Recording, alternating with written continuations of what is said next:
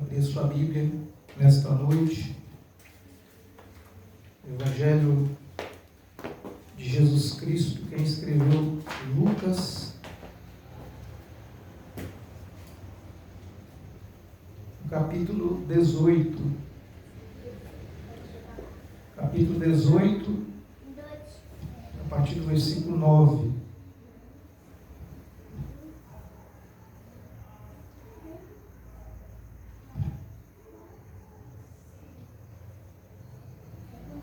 Lucas 18, versículo 9.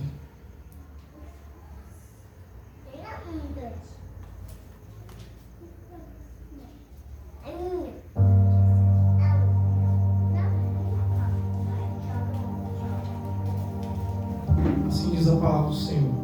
Amém. Para algumas pessoas que confiavam em sua própria justiça e menosprezavam os outros, Jesus contou ainda esta parábola. 2 homens subiram ao templo para orar.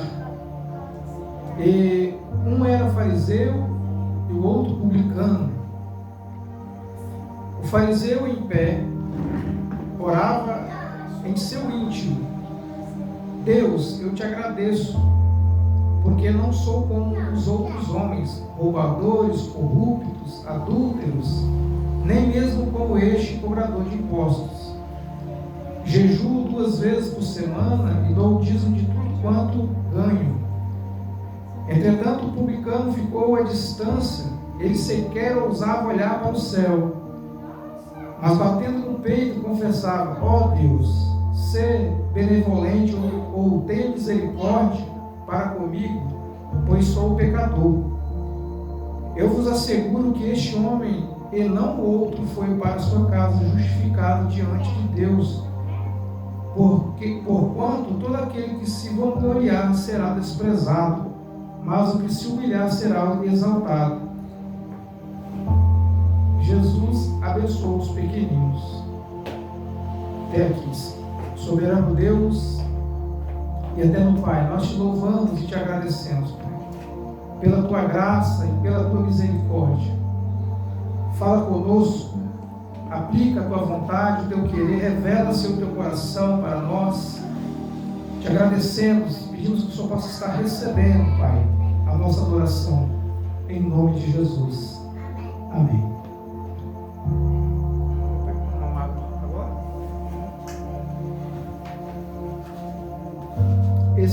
Esse texto ele vem após o capítulo, é o mesmo capítulo 18, de 1 a 8, que Jesus ele fala a respeito da parábola do juiz iníquo. Ele fala sobre o dever de orar continuamente, né, e jamais desanimar. Só que na sequência, Jesus ele traz essa parábola a respeito de 2 pessoas distintas, com características distintas, mas que traz para nós, né, para todos, não estou falando só para a igreja, mas traz para todos nós um ensino e uma profunda reflexão. Os fariseus, eles eram conservadores, eles eram religiosos, eles seguiam as tradições, eles eram legalistas, eles eram uma das seitas rígidas que eles cumpriam todos os rituais, né, dentro do templo. Assim como Jesus, ele também cita na Bíblia a respeito de confrontar eles, porque eles sempre procuravam os melhores lugares na sinagoga. E quando Jesus ele traz essa parábola, ele está mostrando uma distinção entre 2 características humanas, 2 características de pessoas, em uma mesma circunstância, em um mesmo ambiente. Porque o publicano ele estava no templo e o fariseu também estava no templo. Os 2 estavam orando. Mas nós vemos logo no começo que a Bíblia fala que o fariseu ele se coloca em oração. Eles tinham o costume de orar de orar em voz alta. Eles tinham o costume de se apresentar em ambientes onde havia muitas pessoas, para que as pessoas pudessem ver, né, eles estarem ali de pé orando. Inclusive Jesus também cita na palavra que eles tinham o costume de ir para a rua, nas esquinas, né? Eles, quando eles estavam jejuando, eles se desfiguravam o rosto, despintavam o cabelo, para mostrar que eles estavam em oração. Então isso mostra para nós, e Jesus ele está aqui mostrando para nós, não é o fato de eu estar dentro de um ambiente de oração, um ambiente onde as pessoas ali estavam orando, né, entregando ali a sua vida diante de Deus no templo, mas a gente vê que o fariseu ele se justifica, ele não está orando, ele está se justificando, ele mesmo está fazendo uma autojustificação dele mesmo, porque ele, além dele apontar o publicano, que era publicano, para quem não sabe, o publicano era um cobrador de impostos, que ele trabalhava a serviço do governo romano. Então essa classe de pessoas eram muito difamados a respeito de defraudar. Eles cobravam impostos, às vezes eles cobravam a mais, eles se enriqueciam, né, com dinheiro, né, ilícito, porque é um dinheiro que não era Roma que cobrava, Roma estabelecia pessoas, e eram judeus que faziam o trabalho de cobrança de impostos. Assim como Jesus ele fala na coletoria, né? Então, inclusive Jesus quando Jesus alcança Mateus, ele chama Mateus para pregar a palavra, para ser um discípulo. Mateus ele era um cobrador de impostos, ele estava na coletoria. Mas nós vemos que o fariseu ele aponta para o publicano, mostrando que ele mesmo estava se justificando, apontando os defeitos do outro, né? E aqui a gente vê que a apresentação dele diante de Deus, assim como nós lemos, Deus ele não aceita a oração dele. Por quê? Porque a adoração dele não era uma adoração genuína, não era adoração que vinha de um arrependido, de uma pessoa que estava arrependida, que estava ali, ele estava ali apenas para aparecer, ele estava ali apenas para mostrar que ele estava orando. Ele se vestiu muito bem, porque eles tinham umas vestimentas muito bem aparentes. Mas quando a gente vai para o texto e vê a pessoa do publicano, a gente vai ver que o publicano ele não está misturado no meio. A Bíblia fala que ele está distante, porque havia um grupo de pessoas na sinagoga que estavam orando. Então ele sendo pecador, ele se coloca na condição de pecador e ele não se orgulha daquilo ali. A Bíblia fala que ele nem olha para o alto. Por quê? Porque ele estava realmente arrependido. Então Jesus ele mostra a distinção entre duas pessoas e duas formas que o ser humano em si ele age. Não é diferente, assim como eu sempre falo, não é diferente nos nossos dias. Pessoas que aparentemente vão, né, tem uma vida de oração, tem uma vida de aparência, né? Às vezes tem um cargo na igreja, às vezes trabalha na obra de Deus. E aí, aqui o ponto principal da palavra é a justificação. O que é justificação? Como que eu sou justificado?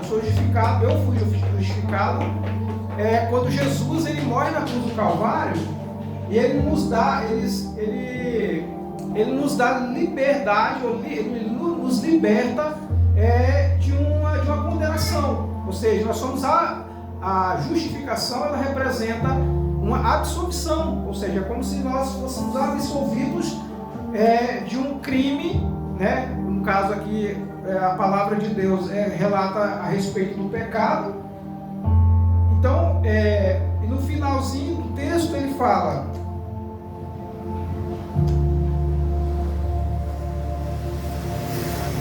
no versículo 14 ele diz assim: eu vos asseguro que este homem, e não o outro, ou seja, o publicano, e não o outro, que é o fariseu, foi para a sua casa justificado diante de Deus. Por quê?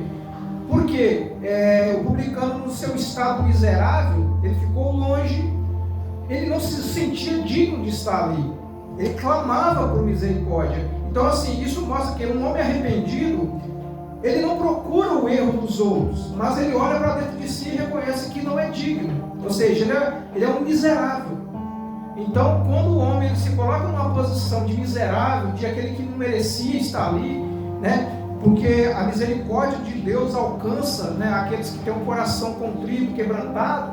E nós vemos isso, que o fariseu, ele estava orando, mas ele não estava orando para Deus, ele estava orando para si mesmo, apresentando as suas características, aquilo que ele fazia na obra.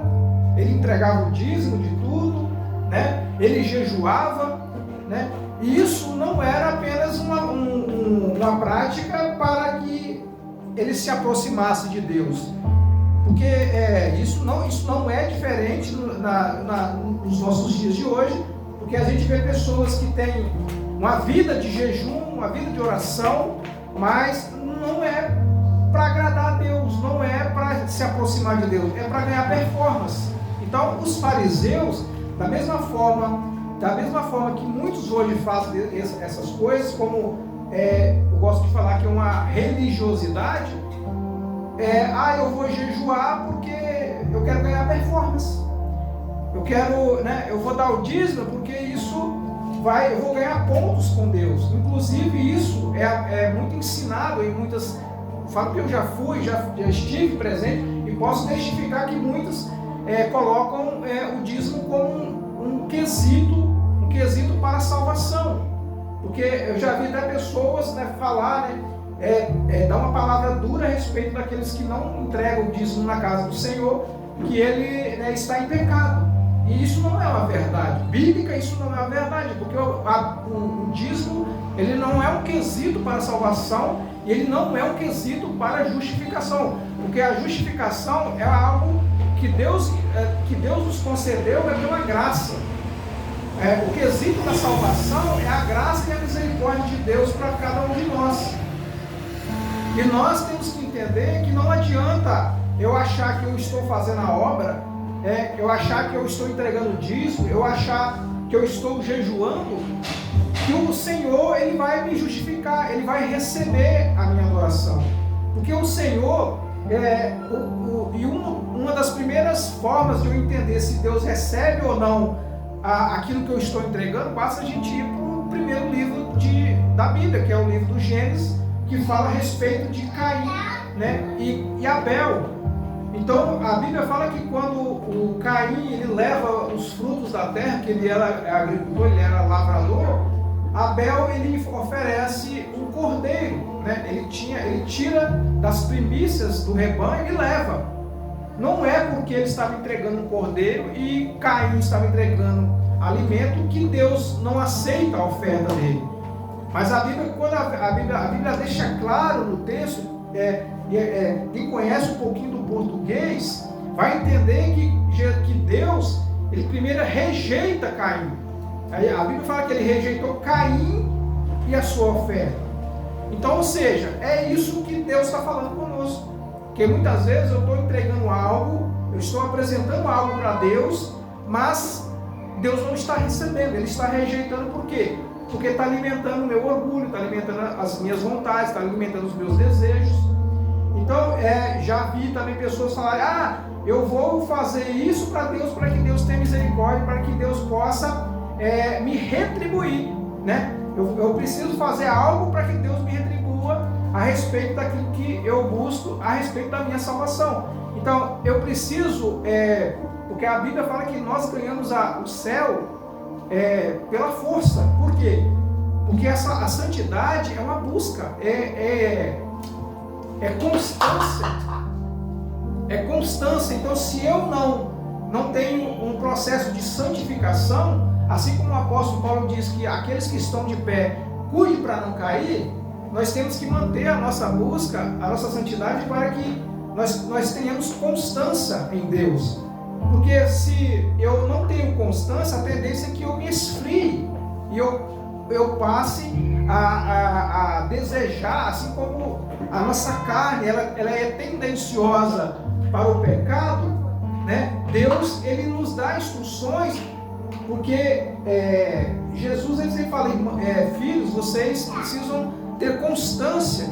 Ele alerta os discípulos, porque inclusive quando Jesus ele estava no monte orando, ele estava com Pedro, Tiago e João ali, ele vai orar e quando ele volta os discípulos estavam dormindo, e Jesus fala, olha, vocês nem por uma hora, ou seja, nem por um momento vocês não estão orando, não estão em vigilância. Ele fala assim, o espírito pode até ser forte, mas a carne é fraca, ou seja, o espírito pode até estar preparado, mas a carne é fraca, e a carne ela luta contra o espírito. Então, o pecado é quando nós reconhecemos que nós somos miseráveis, assim como o apóstolo Paulo fala, eu sou miserável homem que sou. Ou seja, ele fala que, para quem conhece a história de Paulo, de Saulo, vai entender que Saulo teve uma transformação na sua vida. Por quê? Porque Jesus teve um encontro com ele. E ele mudou de Saulo para Paulo, não porque Deus mudou o nome dele, ele tinha duas nacionalidades, mas o fato dele, ele ser um fariseu, um homem conhecedor da lei, ele perseguia a igreja, ele matava os crentes, ele matava os cristãos, ele perseguia, ele prendia. Então, o fato de Paulo ter uma verdadeira conversão, ele foi justificado. Ele foi justificado porque até mesmo quando Ananias ele é convocado por Jesus para ir até a casa aonde ele estava, Ananias fala, Senhor, mas esse homem ele perseguiu a igreja, esse homem ele é um perseguidor da igreja. E aí ele fala assim, Ananias, pode ir que ele é um vaso escolhido, ou seja, Deus alcançou ele, e ele poderia ter rejeitado? Poderia ter rejeitado, mas ele teve um encontro real com Jesus. A Bíblia fala que desceu um feixe de luz e ele não pôde parar em pé. Então, quando Deus ele tem um encontro, quando o homem tem um encontro com Jesus, a tendência é que tudo aquilo que ele era, tudo aquilo que um dia ele foi, a vida de pecado, a vida entregue às coisas deste mundo, a tendência é que ele se envergonha disso, porque se eu aceitei a Jesus, eu tenho uma vida cristã, eu tenho uma vida em comunhão na igreja, quando eu cometo um ato que desagrada, que entristece o coração do Senhor, isso vai testificar dentro de nós, vai testificar dentro de mim, porque o pecado na vida do crente é um acidente de percurso. Ele não pode ser algo programado, algo projetado, que eu vou programar amanhã, eu vou pecar, eu vou fazer isso, vou fazer aquilo, não. Então, eu não sei vocês, mas toda vez que eu cometo algo que eu vejo que Deus, o Espírito Santo testifica em mim, olha, isso não está correto, a gente se sente mal. Então, por exemplo, a situação que nós vemos nesta palavra mostra que o publicano ele estava ali arrependido, ele não estava ali apenas porque ele estava querendo aparecer, ele não estava ali apenas para falar que ele tinha uma dicção, uma locução, ele não estava ali para mostrar para as pessoas que ele era uma pessoa digna de receber a misericórdia, não. Assim pelo contrário, a Bíblia fala que ele não nem olhava para o céu, e ele batia no peito, porque quando imagina uma pessoa que está batendo, era um costume da época, a gente até vê isso nos filmes, né? Eles oravam, né? E até mesmo os fariseus, eles faziam isso. Mas Deus olhou não para aquilo que era externo, ele olhou para aquilo que era interno. E ele batia no peito, e a dor e a angústia do pecado aflige o homem. Nós vemos isso na Escritura através, por exemplo, de Davi, né? Quando Davi ele peca, ele se entrega ao pecado, né? Na sua cegueira, no seu momento de cegueira, no seu momento de fraqueza, e Deus confronta ele, né? Deus confronta ele, o profeta Natan confronta ele, né? E fala, né? E ali ele cai em si naquele momento, e ele se humilha na presença de Deus. É a mesma coisa aqui. Então ele fala, Senhor, a Bíblia fala que ele coloca o seu rosto em terra, em uma posição de reverência, de humilhação, porque ele era rei. Imagine o profeta Natan olhando para ele e ele com o rosto em terra: Senhor, tem misericórdia, eu pequei. Porque ele não pecou somente contra o homem, porque por ele ser um homem segundo o coração de Deus, a confiança do Senhor na pessoa de Davi. Ele era um homem segundo o coração de Deus. Então, neste momento, Davi ele percebe que a iniquidade, o pecado que ele cometeu era grave. Mas ele se arrependeu no momento em que Natan confronta ele, né? Ele diz: olha, tira tudo de mim, Senhor. Tira o meu governo, tira o meu trono. Pode tirar tudo, mas não retire de mim a tua presença. Então isso representa humilhação. Nós vemos também, né, a pessoa de Zaqueu, que Jesus, e inclusive Zaqueu, é um publicano, era um homem rico, que se enriqueceu também de forma ilícita, por causa que ele cobrava imposto, ele recebia dinheiro a mais. Mas só que Zaqueu, quando sobe na árvore de Deus, Jesus fala assim: Zaqueu, hoje me convém pousar na sua casa, me convém dormir lá, né? Entrar na tua casa, cear com você, né? Porque a ceia é uma alimentação. E ali Zaqueu ele se quebranta, ele se arrepende, porque na pessoa de Jesus ele fala: Senhor, se eu defraudei alguém, eu vou devolver. E se eu defraudei, eu posso pagar 4 vezes a mais.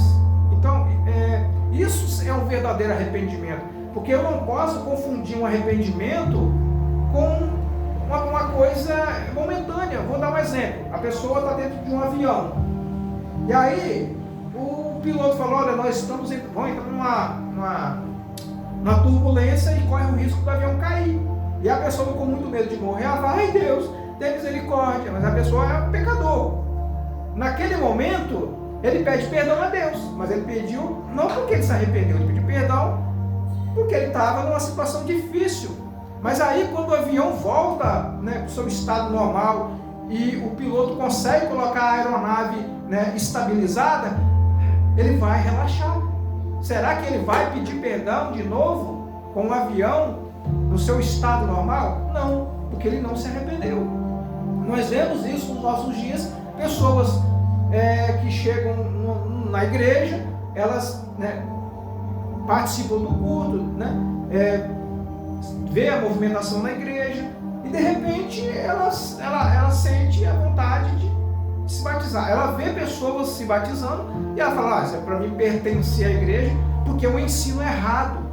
Eu falo biblicamente que é um ensino errado eu obrigar as pessoas a se batizarem. Eu não posso obrigar uma pessoa a se batizar. A pessoa ela tem que entender, ela tem que saber que o batismo não é apenas um mergulho na água. Ela tem que saber que o batismo vem após o arrependimento.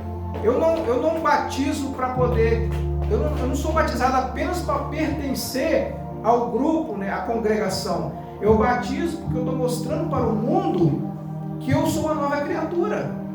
Porque o batismo, ele não me salva.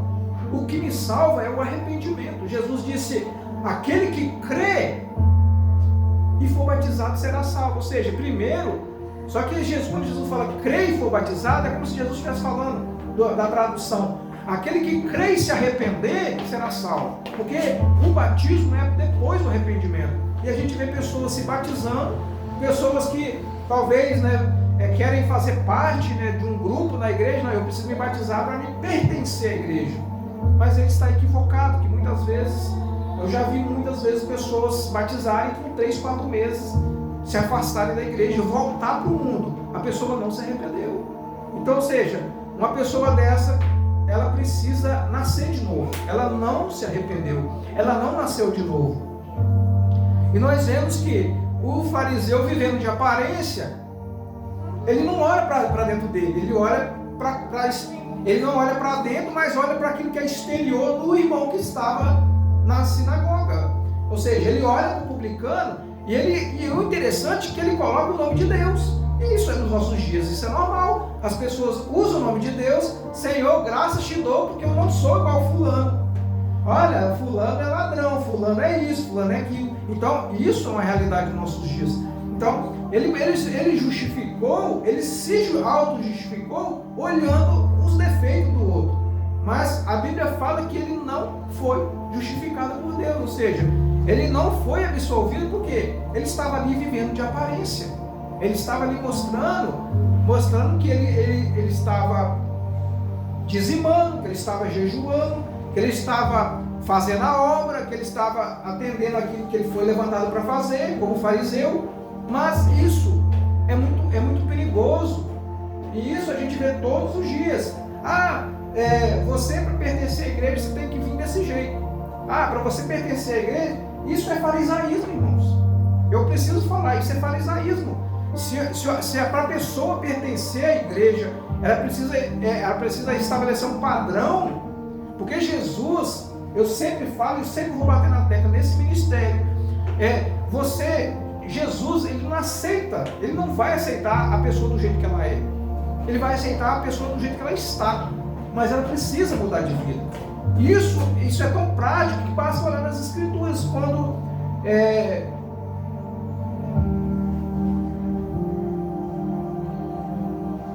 Quando Nicodemos chega até Jesus e Jesus fala para ele: olha, você precisa nascer de novo. Ele era um fariseu, ele era um conhecedor da lei, ou seja, ele fazia tudo que aos olhos dele, ele estava justificado perante a Deus. Mas ele estava salvo? Não. Ele era um doutor da lei, ele era um pregador da palavra, mas não havia se arrependido. Ele precisava nascer da água e do Espírito, ou seja, precisava ser convertido. Então, o arrependimento, a conversão, eu preciso olhar para dentro de mim e não para aquilo que é exterior. E muitos estão olhando para aquilo que é exterior e não estão olhando para aquilo que é para dentro. Talvez se o fariseu conhecesse o interior do publicano, ele não difamaria ele.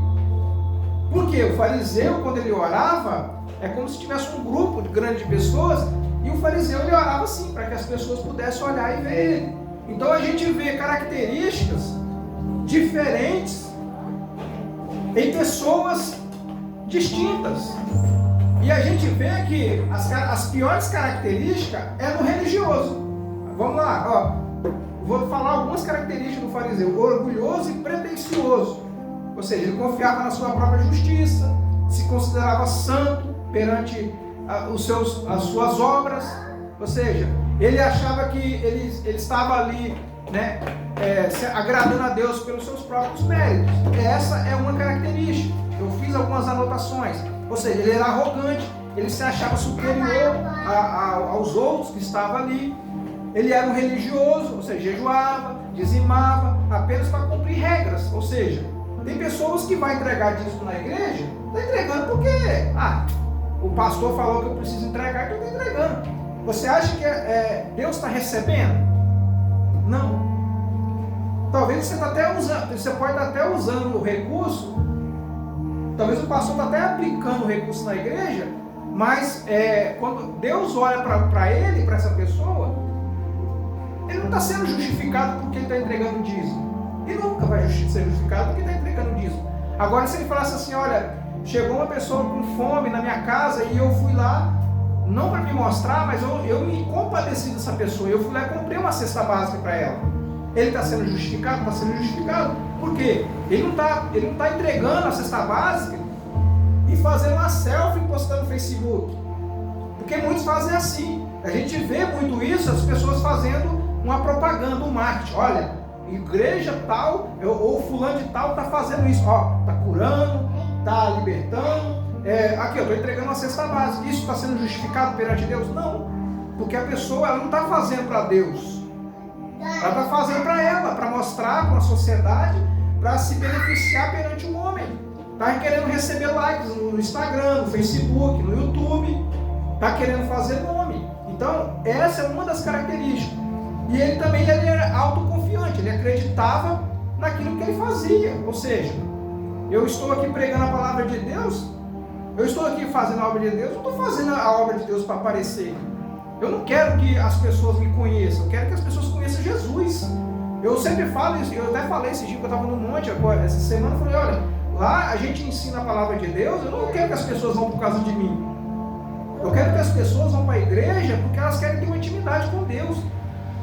Deus me levantou para pregar a palavra, para mostrar a verdade, para que as pessoas possam entender que elas precisam ter uma vida com Deus, uma vida de oração, uma vida de busca, mas sem precisar aparecer, porque você precisa ser conhecido. Não, eu não preciso ser conhecido não, porque assim como Jesus disse, ele disse aqui na palavra, os humilhados serão exaltados, mas exaltados por quê? Por Deus. O que é a exaltação de Deus? Bênçãos. Deus provê tudo para aqueles que são humilhados, aqueles que se humilham, que se colocam na posição. Porque se eu faço algo para mostrar para o homem que eu estou fazendo, eu já estou fazendo a coisa da justificativa errada. Eu preciso fazer as coisas para agradar ao coração de Deus. Eu não faço a obra de Deus, eu faço a obra para Deus. Porque é diferente, às vezes parece ser igual, mas não é. Fazer a obra de Deus ou fazer a obra para Deus. Quando eu faço a obra para Deus, eu estou fazendo a vontade dele e não a minha. Porque se eu faço a obra de Deus, eu posso curar, eu posso libertar, eu posso pregar, mas eu estou fazendo a obra de Deus, eu estou fazendo aquilo que Jesus fazia. Mas quando eu faço a obra para Deus, eu faço aquilo que é a vontade dele. Isso acontece no nosso dia, nós temos vivido isso. Nós temos sido enviados em locais e Deus tem operado através disso. O mérito é meu? O mérito é da minha esposa? O mérito é da minha filha? Não, o mérito é de Deus. E eu vou ficar me vangloriando, olha, eu faço, eu. Salomão foi a mesma coisa. Salomão pediu sabedoria, e Deus deu riqueza para ele, mas chegou no momento que ele se desviou da presença. Quando a gente vai para Cantares, ele fala, né, eu fiz para mim. Ou seja, ele não fez nada que agradava o coração de Deus. Ele fez para ele, para alimentar o orgulho dele, para alimentar as vontades dele. Isso é uma reflexão para nós. Nós precisamos entender isso. E aí nós vemos algumas características de um homem arrependido. No caso, o publicano. A gente vê um homem, a humildade, né? Ele se mantinha distante, não se considerava digno nem de erguer a cabeça para olhar. Porque quando o homem realmente está arrependido, ele tem vergonha dele. Ele tem vergonha daquilo que ele é. Ele era uma pessoa arrependida, ele batia no peito, né, em sinal de dor, de culpa, né? E às vezes a angústia, a aflição por causa do erro, por causa do pecado. Imagina uma pessoa que ele reconhece que ele era pecador, então ali ele passa a transmitir uma imagem de uma pessoa retraída, uma pessoa que ele está ali porque ele necessita de uma misericórdia, ele necessita da justificação de Deus. E justificação, o que é justificação? É uma pessoa que é absolvida. Eu sou pecador, eu cometi o pecado, e quando Jesus ele morre na cruz do Calvário, a justificação, ela me absolve, ela me tira. É como se eu tivesse cometido um crime, e aí eu sou absolvido. O advogado, o juiz, ele dá, né, o veredito de absolvição. Ou seja, eu estou livre, né? Eu estou livre em Jesus Cristo. Nós vemos uma característica do publicano, a sinceridade. Ele clamava por misericórdia. Ele não olhou para o fariseu e falou, olha, graças ao Senhor, Deus, eu sou um homem honesto, um homem justo, não igual o fariseu. Não, ele olhou para ele e disse, Senhor, tem misericórdia de mim, porque eu sou pecador. É essa posição que o crente, o cristão, ele tem que assumir.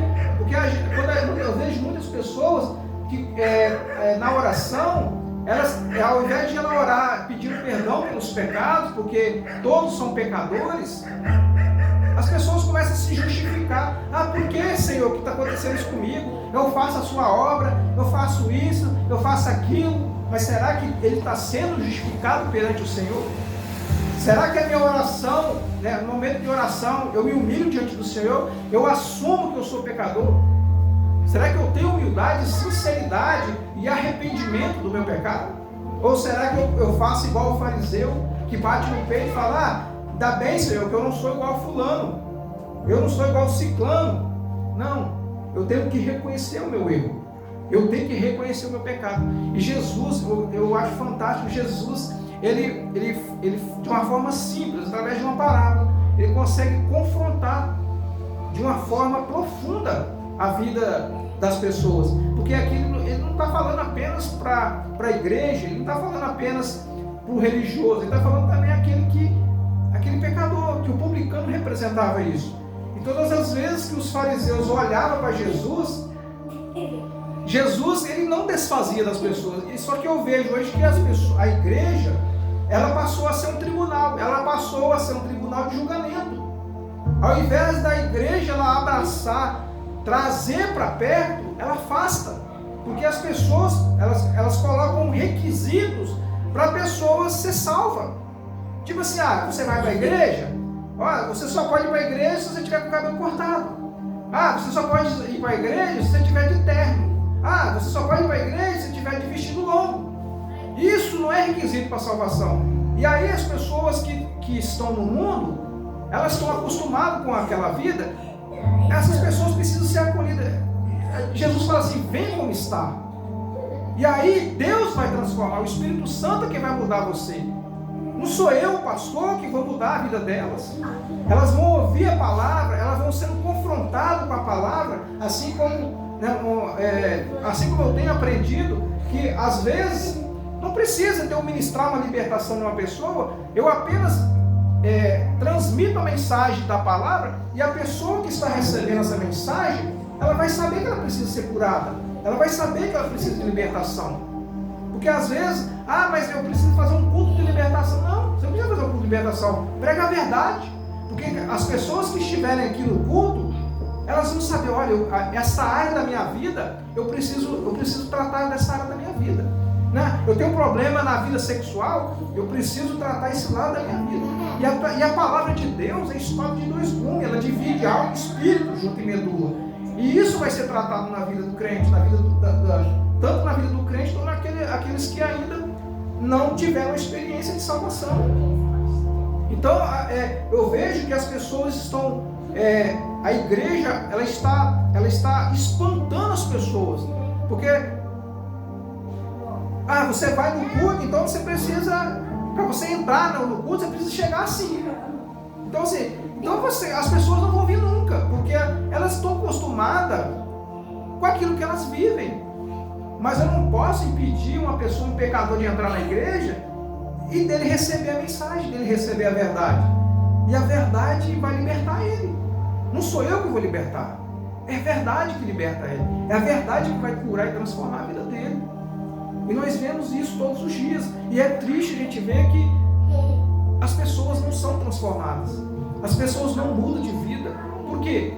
Porque o farisaísmo, as pessoas jejuam, elas oram, elas buscam, elas têm uma aparência de crente, elas pregam a palavra, mas você vai ver, não foram justificadas. Por quê? Estão apenas para mostrar para o mundo, mostrar para as pessoas que elas têm uma vida na congregação, elas têm um nome lá no hall de membros, faz parte da membresia da igreja, mas não foram transformadas.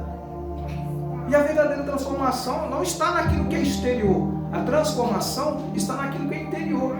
E Deus ele é muito claro, porque Deus, lá no Antigo Testamento, as pessoas, quando se humilhavam, que era um simbolismo, as pessoas se vestiam de pano de saco, as pessoas jogavam cinza na cabeça. A gente vê isso o tempo todo no Antigo Testamento.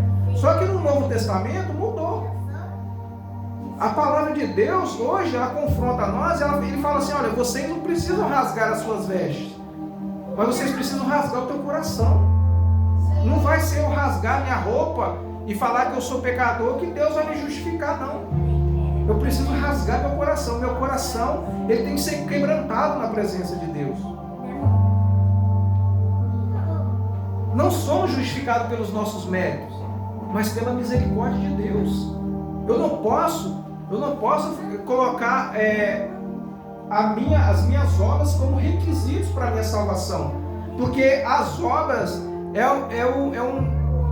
uma consequência da minha salvação. Porque quando eu tenho um encontro com Cristo, aí eu começo a fazer minhas obras. As minhas obras é uma consequência da minha salvação. Porque quem tem um real encontro com Jesus e se arrependeu dos seus pecados, ele vai ter uma vida em santidade, uma vida em santificação. Ele é pecador? É. Todos nós somos pecadores. Mas ele vai lutar contra isso. Porque Jesus, quando morre na cruz do Calvário, ele nos liberta da escravidão. Porque o pecado antes da morte de Jesus era a escravidão. As pessoas eram escravos do pecado. Só que a palavra de Deus fala que Jesus ele morre, e o apóstolo Paulo fala claramente: os que foram sepultados com Cristo e ressuscitaram, eles nasceram uma nova criatura. Porque Jesus, quando ele ressuscita, ele está com o corpo glorificado. Jesus, as pessoas não conheciam Jesus. Muitos, depois da ressurreição, não conheceram. Até aqueles discípulos mais próximos de Jesus não conseguiram identificar Jesus. Então isso é uma reflexão para nós. E aí vem o juiz, ou seja, o fariseu, né, nesse texto ele não se coloca como um arrependido e pecador. Ele se coloca como um juiz. Por quê? Ele julga a aparência, ele julga os atos do publicano, né? Ele se coloca na posição de juiz. Ou seja, a vontade, o desejo do fariseu era que o publicano fosse condenado. Só que Jesus, ele veio para inverter tudo isso. Porque as pessoas julgam pela aparência, julgam pelo que as pessoas sabem, pelo que elas entendem, pelos que elas sabem. Mas Jesus, ele veio para salvar um arrependido de coração, e não aquele que somente vai orar e vai jejuar e vai pagar os tributos, vai ter uma vida religiosa, porque religião não salva. Eu sempre falo isso, e eu acredito que muitas até se escandalizam, porque a religião não salva. Eu gosto de falar isso, e talvez as pessoas até podem falar assim: esse camarada é louco. Mas quando as pessoas abandonam a religião e têm um encontro com Cristo, um verdadeiro encontro com Cristo, elas vai ter a salvação. Porque muitos preferem a religião, mas não querem Jesus. Levam uma vida aparente, tem um rótulo de crente, mas não tiveram encontro com Jesus. Levam a vida como se fosse do mundo, né?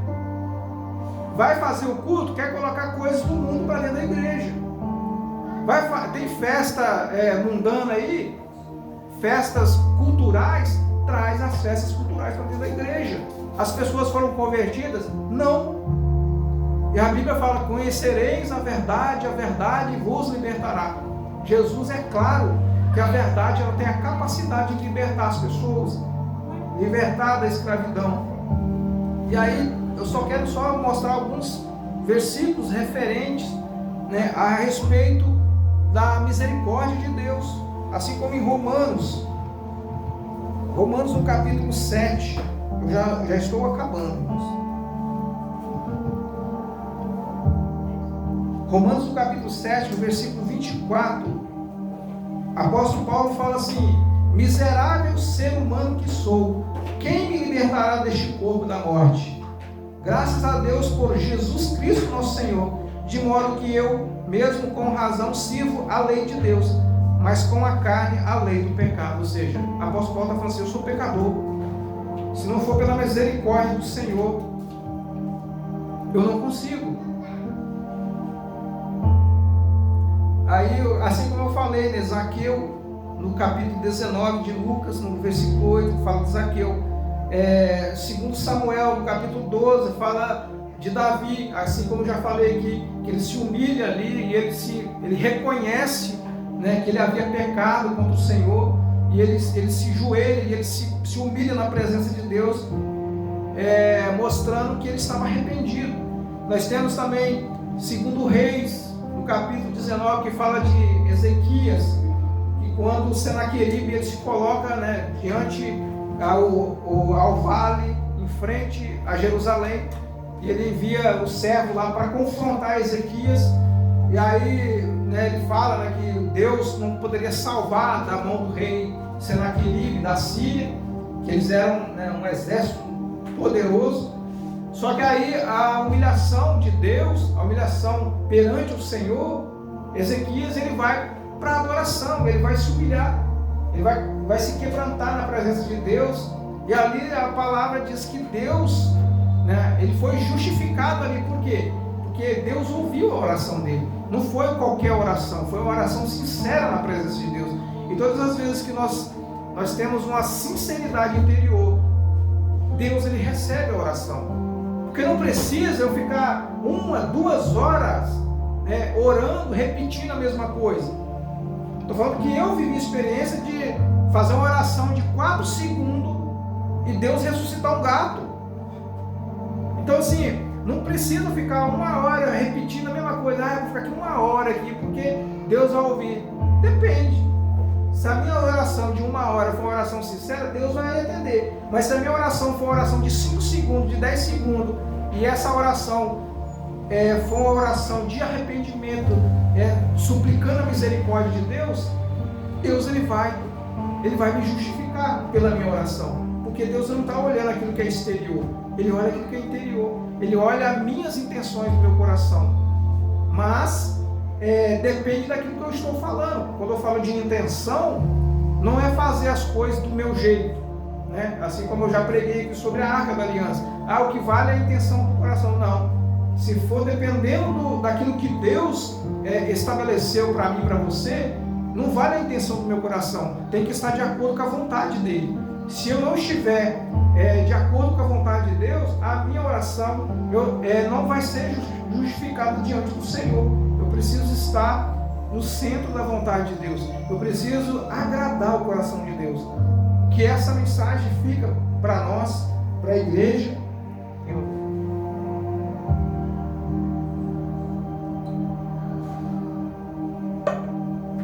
Eu quero só orar para nós encerrarmos o culto. Soberano Deus e eterno Pai, te agradeço, ó Deus, por tudo que o Senhor tem feito e tudo aquilo que ainda há de fazer em nossas vidas. Te agradeço pela tua misericórdia, te louvo porque quem tu és, Senhor, não somente por aquilo que o Senhor faz, que o Senhor possa receber a nossa adoração, que o Senhor possa receber o nosso louvor e que a mão do Senhor continue estendida sobre nós e que nada, Senhor, venha nos impedir, nos tirar, Senhor, a nossa comunhão. Que nós possamos, ó Pai, ser justificados, não por aquilo que nós temos como aparência. Que nós somos justificados pelo nosso coração arrependido, um coração angustiado, porque aquilo que nos faz pecar, aquilo que nos traz, ó Pai, o distanciamento do Senhor, que o Senhor venha trabalhar em nós. Que tua mão e tua misericórdia, Pai, continue estendida sobre nós. Pedimos que o Senhor receba a nossa adoração. Pedimos que o Senhor receba o nosso louvor. E que possamos ser justificados diante do Senhor. Te agradecemos em nome de Jesus. Que a graça do nosso Senhor Jesus, o amor de Deus, o nosso eterno Pai, as doces e santas e eternas consolações do nosso amado e amigo Espírito Santo, seja com cada um até a volta do Senhor Jesus. E todos digam amém. A paz do Senhor a todos.